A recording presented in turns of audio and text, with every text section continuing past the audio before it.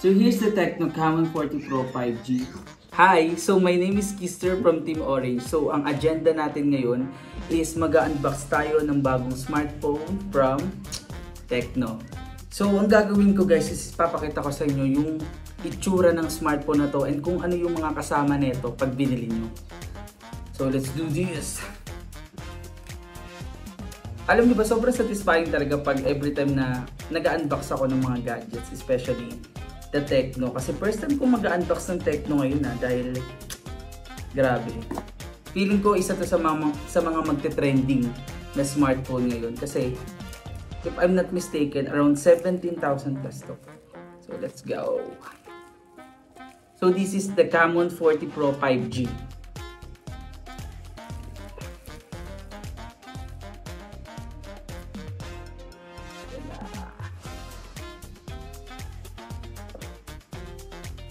So pag in-unbox nyo siya, unang-unang lalabas is the phone, pero mamaya ko na siya papakita sa inyo. And then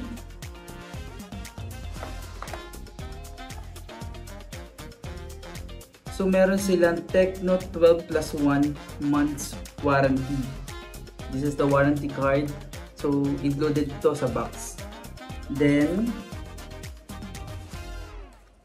yes, the warranty card. So sa phone is included na yung case. Uy, ang ganda ng case niya, oh. Solid. This is the case. Yan. Solid. Ganda ng case. So meron siyang kasamang Tecno 40 watch charger and the cord. So yun yung mga kasama.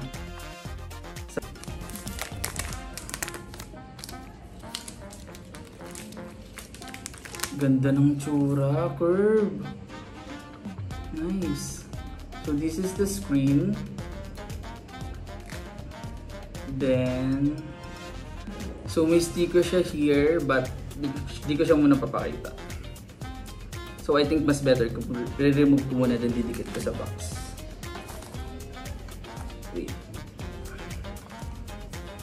So ito yung tsura ng smartphone. Set ko. Uy, ang ganda ng kulay niya. Ang ganda. Then curve siya. So meron siyang tatlong camera.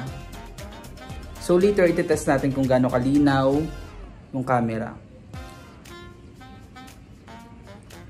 Diba? Ang nipis niya lang. Ganda ng kulay. Then try natin kung lalagyan natin ng case. Lagyan natin ng case. Wow! Like it! Ganda. So open na natin. So kakatapos ko lang siya i-set up and nakalagay na ready. Let's explore the new world of Tecno AI together. Okay, nakaka-excite. Swipe that. So here's the Tecno Camon 40 Pro 5G. And in terms sa design, grabe, sobrang na-amaze ako kasi ang ganda ng design niya. And then sobrang premium. Meron siyang curved glass. Ang nipis niya lang. And meron pa siyang tatlong camera. Sakto, ang ganda ng view ko kasi nandito ako sa Twin Lakes Hotel Tagaytay. And may ipapakita ko sa inyo kung gaano kalinaw yung camera ng Camon 40 Pro 5G. So ito na.